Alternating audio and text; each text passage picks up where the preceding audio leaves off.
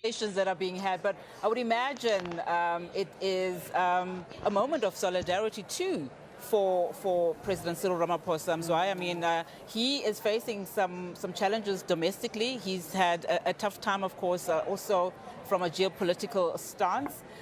This is a show of support. Absolutely, and as I think it looks like they are now being joined by invited guests. We may just stand correction there, but it looks like they are being joined by invited guests, because the G20 members would be 21, given that one of them is not here.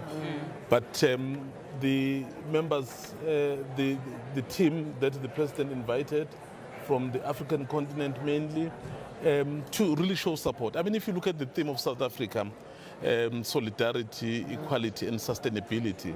So these are some of the things we see being expressed quite literally. So that's exactly what they want to project to the world.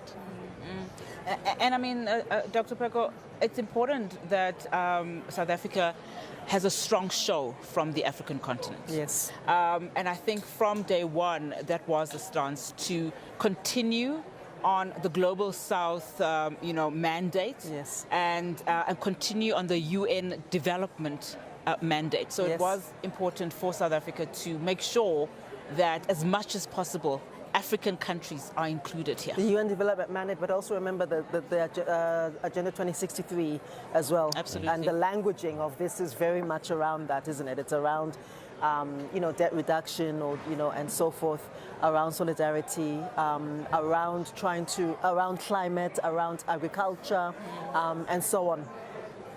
All right, I see that is now over, I do believe, Mzwa. But I want to talk about, just this moment. We mentioned a little bit earlier on, and I had an interview with Dr. Vika, political analyst, not too long ago, just around, President Cyril Ramaphosa's posture, during this G20 presidency, especially in the latter days towards it culminating to this Leaders Summit.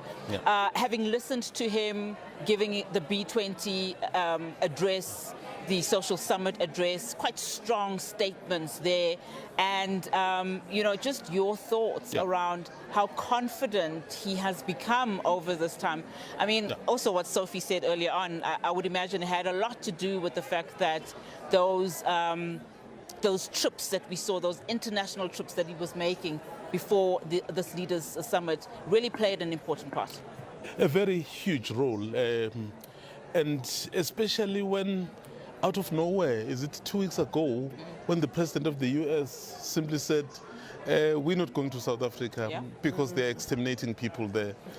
Immediately what happened there, Unathi and Dr. Peko, is that you started to see those countries which formed part of the G20 coming out in support to say, we will be there, we will support South Africa's agenda. And then that gave confidence to the president to say, I'm actually on the right track. Because even if you look at the reasons, if indeed the non-attendance of the US, the reasons is that what they are saying, which is the genocide in inverted commas that doesn't exist. Clearly, these countries, they have their ambassadors, they have their people here who can be able to relay that information. By the way, the US has the most advanced intelligence than any other country in the world. If there were issues of that nature, they would have easily picked them up and said, this is a problem, and none of that is there. But it's being used as a reason. So when the countries, Unathi, then came out in support to say, we are going to South Africa, and this is the agenda we believe is actually the correct one. So the president felt a vote of confidence, and that's why when you listen to him, and the fact that, I mean, just before this, he undertook a number of visits to America, to Asia, to Europe, to the African continent, to the Vatican. did actually strengthen perhaps his hand in dealing with all of this. Yeah, but we can't listen in, but certainly a lot to talk about, amongst those members and, of course, the leaders that are attending this summit.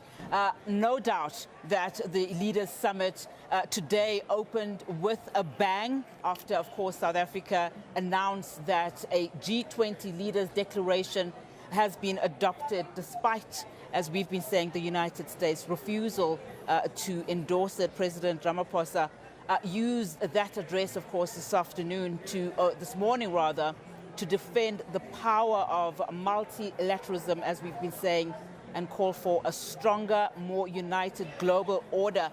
Let's listen to this quick package and some of Cyril Ramaphosa's utterances this morning.